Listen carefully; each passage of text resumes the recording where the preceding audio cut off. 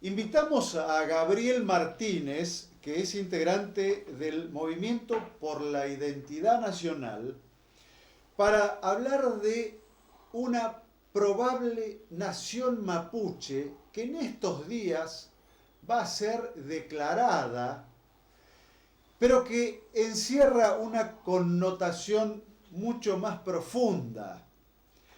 Y nosotros que vivimos muy aparentemente lejos de toda esta cuestión que sucede en la Patagonia, en Chile, vamos a ver qué cerca estamos de estos problemas.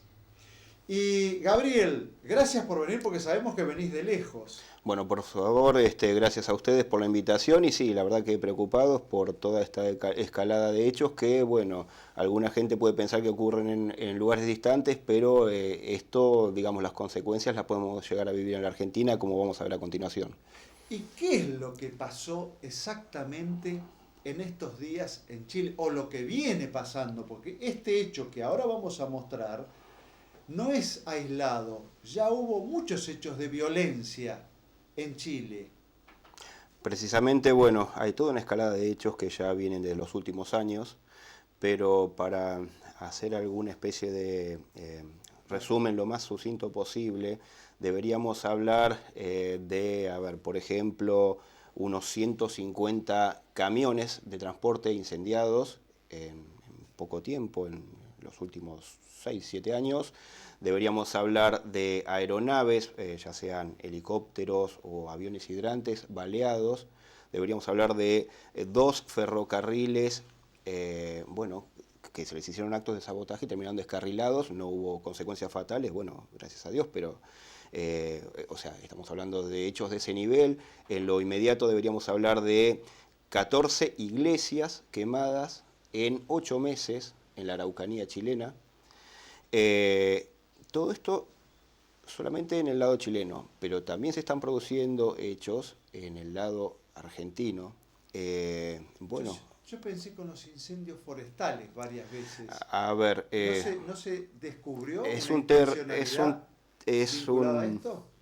bien, es una cuestión muy compleja porque puede haber una policausalidad en el tema de Sí, los incendios forestales, o sea, pueden no hacer referencia a una misma situación, claro. pero el hecho es que a fines del 2014, una persona que se identifica como miembro de, bueno, no miembro, sino digamos como activista de la causa mapuchista, o sea, no quiero decir mapuchista y no mapuche porque no quiero meter a toda la gente en la misma bolsa. Claro, Acá claro, nadie está en claro, contra de ninguna etnia ni nada por el claro, estilo. claro, Esto no es un claro. planteo racial, pero sí acá hay un planteo geopolítico que tiene que ver con hechos de terrorismo y con hechos de separatismo, que es lo que nosotros denunciamos. Exacto. Esta persona, que es un empleado público para mayor gravedad institucional de la comuna de Galvarino, en Chile, Salvador Penchulef es su nombre, Ujú. en la cuenta de Facebook de él, en la cuenta de Facebook, o sea, en una red social, bueno, el diputado chileno Diego Paulsen denunció que él a través de su cuenta, esta persona estaba llamando a realizar toda una cadena de incendios intencionales, donde él decía, bueno, se viene el verano, atención, Boichafes. Boichafes son los señores de la guerra, o sea, en araucano, Boichafe es el hacedor de la guerra, o sea, atención guerreros, se viene el verano, vamos a realizar una operación para erradicar, bueno, el control de, bueno, tales cosas. Y lo que se vino a continuación entre el 25 de diciembre y el 25 de marzo fue una tremenda ola de incendios, tanto del lado argentino como Sí, chileno. señor.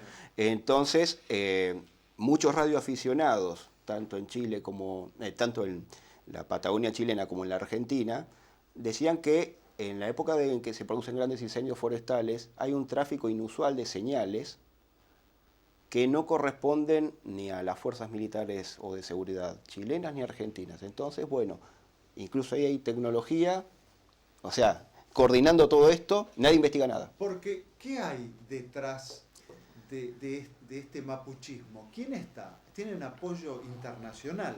Hay muy fuerte apoyo internacional. Eh, bueno, hay una persona de la cual nos vamos a ocupar ahora, que es Aucán Wilcamán, es el gran referente de ellos, es el que anunció para este domingo 20 de noviembre que la creación de un estado mapuche, lo van a anunciar en Temuco, que es la capital de la Araucanía chilena. Esta persona, para darnos una idea, de acuerdo a los medios de prensa chilenos, vive la mitad del año en Suiza, recolectando fondos para la causa. De acuerdo a la Policía de Investigaciones de Chile, hizo 198 viajes a Europa y otras partes del mundo en 10 años. O sea, 198 viajes, o sea, más que el Papa, más que el presidente de Estados Unidos.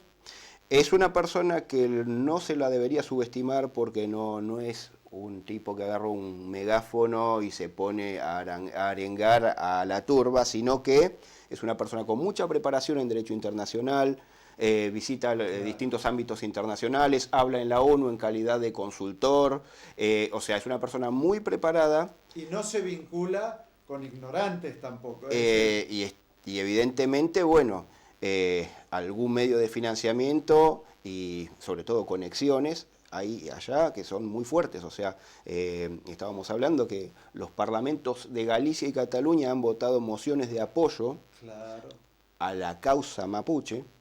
Hay una organización llamada UNPO, que vendría a ser una especie de ONU de los separatistas del mundo. Que dentro de todo el continente americano, el único caso que ellos reconocen como de una supuesta nación a la que se le niega su existencia son los mapuches, o sea, no hablan ni de los Sioux, ni de los indios, ni de los iroqueses, ni de los indios de Norteamérica, pero sí nos vienen a plantar el tema a los argentinos y chilenos. ¿Por qué pasaría esto? Que era un poco su pregunta. Bueno, a ver, hay intereses geopolíticos muy fuertes en el mundo. ¿Qué explicación tiene esto? Es decir, ¿es una cuestión romántica? No, evidentemente no. Hay muchos cabos que se pueden ir atando. Vos dijiste algo recién muy interesante como al pasar, porque a lo mejor hay muchos docentes que te están mirando ahora, y el docente está reivindicando a los pueblos originarios, a conocerlos, a estudiar, a respetar, a condenar cuando hubo algún genocidio sobre pueblos originarios, en fin. Entre comillas, pero no es el tema ahora. Pero no, tampoco. Lo que vos estás planteando no es el respeto por lo mapuche, sino una observación sobre este mapuchismo, como lo definís vos, que lo que está buscando es una ruptura, una secesión, una fragmentación. Precisamente, bueno. ¿Para qué? Bueno, hay determinados indicios que se pueden ir encontrando, tanto en la prensa internacional como en distintas partes. Tenemos, por ejemplo, una declaración muy sugestiva de un periodista británico de Reuters, John Kemp, que en octubre del año pasado es un especialista en hidrocarburos, en toda la cuestión energética, de petróleo y demás cuestiones, y analizaba la situación de Vaca Muerta. Vaca Muerta, yacimiento enorme. De un potencial enorme en Neuquén, y bueno, después de analizar todo el potencial económico de Vaca Muerta, este periodista decía que había gente en Londres preocupada por ver cómo se podía separar el enorme potencial petrolífero de Vaca Muerta de las vicisitudes políticas de la Argentina. Y remarco la palabra separar. Separar. Con negrita y cursiva, ¿no? Y subrayado, porque es precisamente, a lo mejor creando otro país, creando otro territorio, ahí, en esa zona. A ver, entonces, porque ese territorio era territorio que supuestamente reclaman como propio. Hay un manejo discursivo muy grande en todo esto. Evidentemente esta gente está asesorada en técnicas de la comunicación, porque siempre se escucha mucho la palabra ocupación ancestral. Sí. Entonces, el ciudadano promedio, ¿qué escucha? Ocupación ancestral, esta gente estaba ahí desde la época de los dinosaurios, y vinieron los españoles malos, y después los criollos malos, y los trataron mal. Y no. En el caso puntual de Vaca Muerta, lo que se sabe, porque se hizo el relevamiento, digamos, cuál era la presencia de supuestos grupos araucanos en ese territorio. Y entonces nos encontramos con un censo agropecuario del año 1940 que menciona explícitamente a la familia Campo Maripe, a, digamos, las personas que ahora reclaman ese territorio, Sí. son los, no sé si son la tercera o cuarta generación de esta familia. Campo Maripe. La familia Campo Maripe, que ahora, o sea, la comunidad Campo Maripe.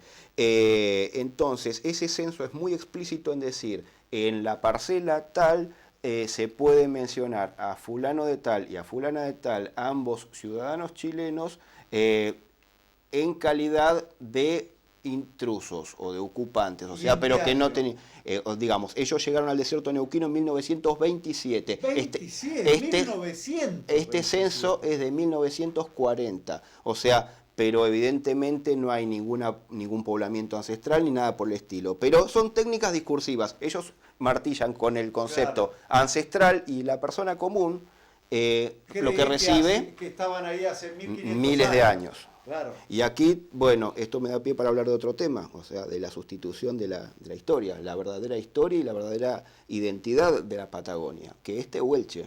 Claro. Nos encontramos con datos, por ejemplo, el año pasado, una noticia periodística que parecía inocente, pero, o sea, cuando uno está inmerso en este tema sabe la intencionalidad hacia dónde va, con que se le restituyen a una comunidad mapuche restos humanos de hace 2500 años. Esto era en Río Negro. Entonces, no hay posibilidad de que esos restos humanos perteneciesen a la cultura araucana.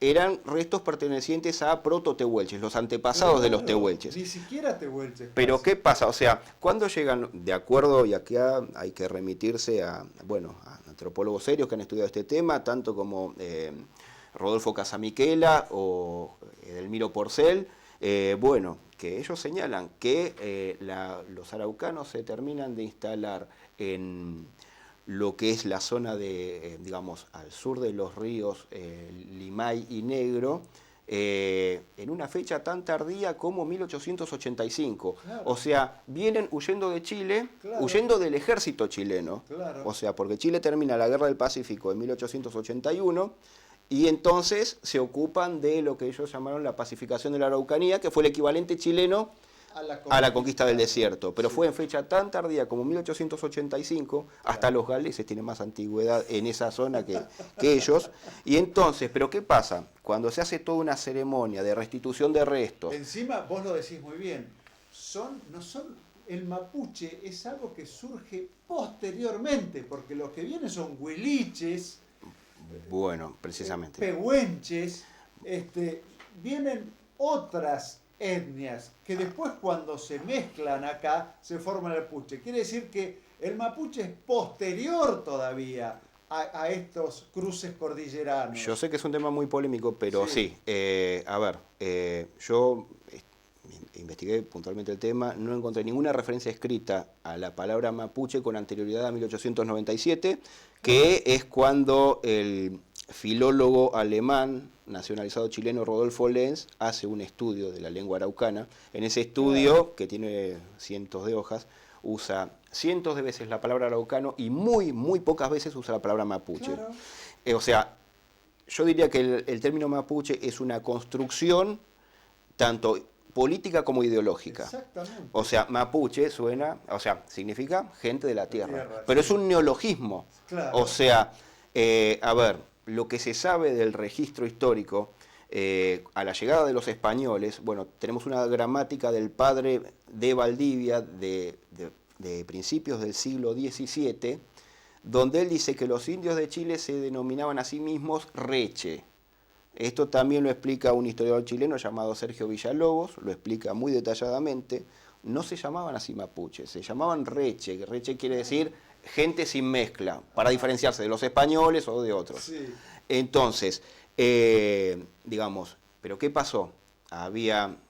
Por un lado estaban los araucanos, por el otro lado estaban los puelches, que es interesante, puelches así como a los mapuches no les gusta que les digan araucanos porque dicen que ese nombre se lo pusieron sus conquistadores, Sí. bueno, a los puelches yo no creo que les haya gustado que los bauticen otros, o sea, porque no sabemos cómo se llaman los puelches a sí mismos, porque sus conquistadores araucanos le pusieron ese nombre. Y Claro. puelche quiere decir gente del este vista desde Chile. Claro. O sea, ahí también tenemos un imperialismo, ¿no? Exacto. Pero Exactamente. tenemos a los araucanos, a los puelches, a los pehuenches, a los huiliches, a los borogas. Eran todas etnias Claro. que en todos aquellos aspectos que conforman la identidad de un pueblo, desde cómo se vestían, a qué comían, cuál era su,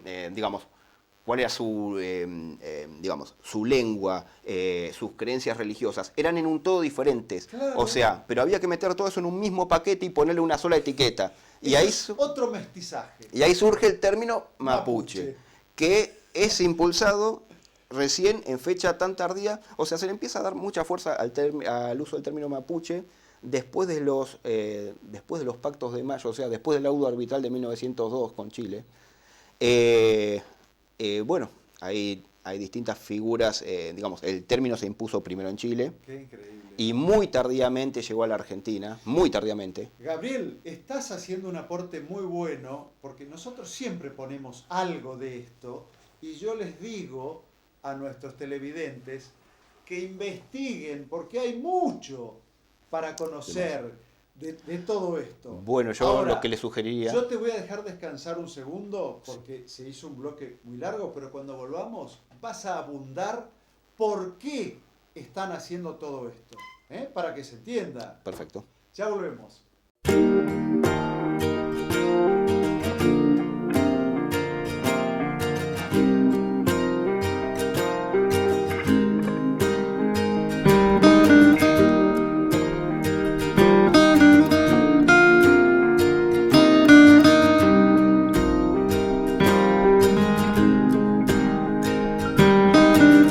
My life is brilliant. Seguimos con Gabriel Martínez, que es integrante del Movimiento por la Identidad Nacional. Y lo invitamos porque, como hablamos en el bloque pasado, se declara la nación mapuche, pero con muchas connotaciones y sobre todo con mucho apoyo internacional, porque lo que queremos saber, Gabriel, a tu juicio, conociendo lo que conoces de los pueblos originarios, ¿qué hay detrás de todo esto? ¿Qué hay detrás de este lanzamiento en estos días? Hay intereses geopolíticos muy fuertes de potencias rectoras del escenario político mundial. Y entonces, bueno, a lo mejor a alguien le puede convenir que se produzca un desprendimiento territorial en Chile que tendría repercusiones en Argentina, repercusiones incluso en zonas muy estratégicas, como decíamos, puede ser el caso de Vaca Muerta. O sea, estas cosas pasan en el mundo. Cuando terminó la Segunda Guerra Mundial había 70 países en el mundo, ahora hay 3 veces más. Entonces, no es impensable un escenario en el cual eso pudiera pasar. Todos estos hechos de violencia que estuvimos mencionando en el bloque anterior, evidentemente van en crecimiento y hay sectores, o sea, los mismos sectores damnificados en Chile.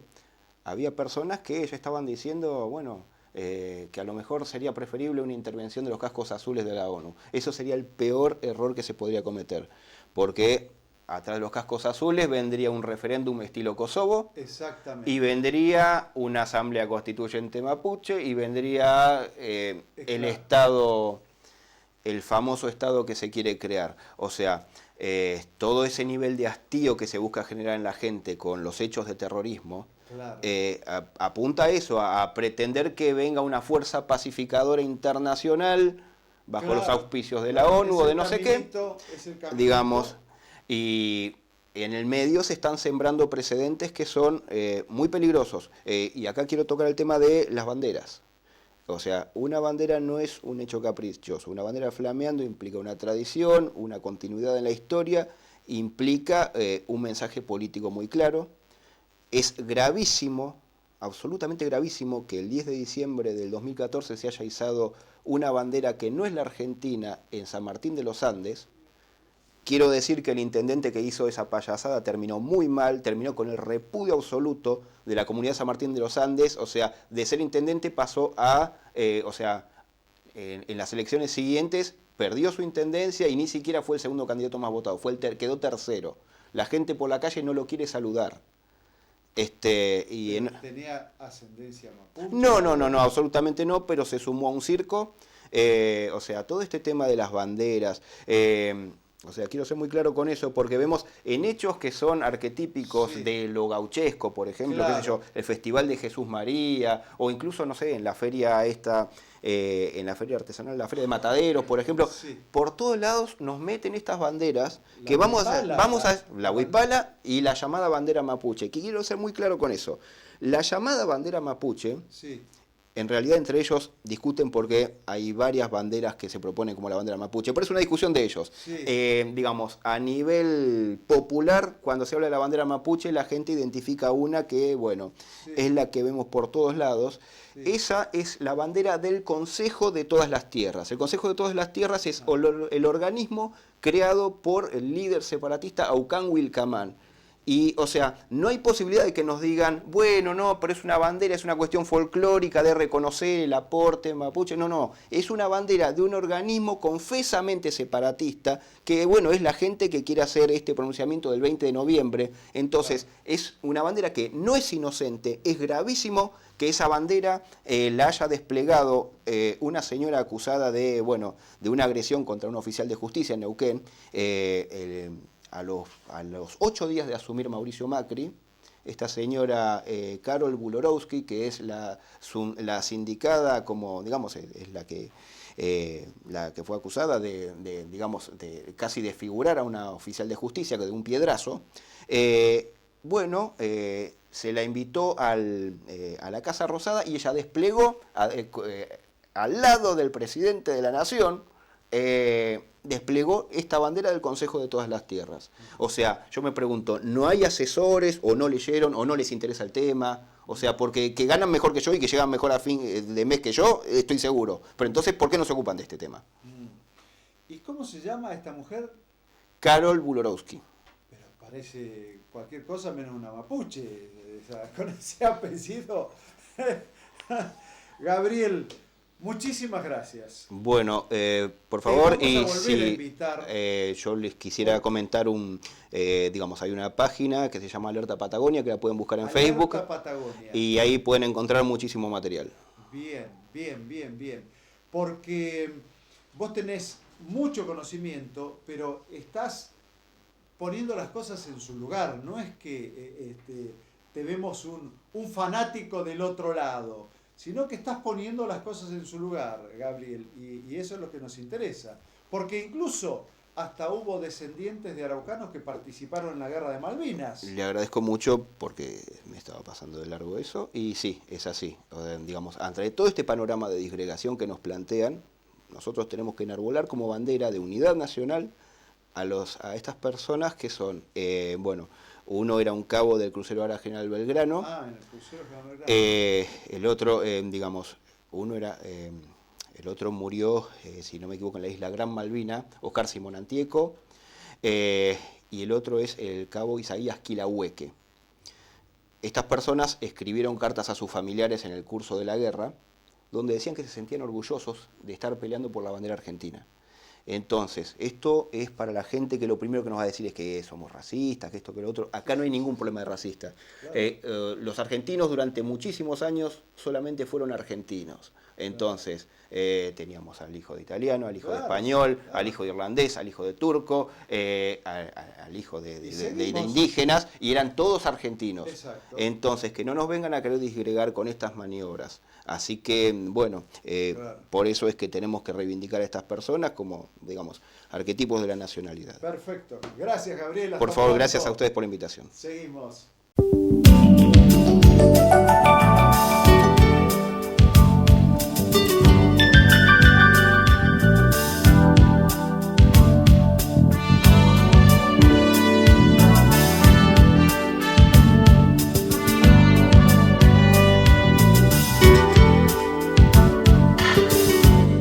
Soluciones médicas en salud y estética. Fleboestética San Miguel. Soluciones para varices y arañitas con láser. Todos nuestros tratamientos están aprobados. Tecnologías no invasivas. Depilación láser médica. Medicina estética facial, arrugas, manchas, cicatrices. Medicina estética corporal, estrías, flacidez, celulitis. Fleboestética San Miguel.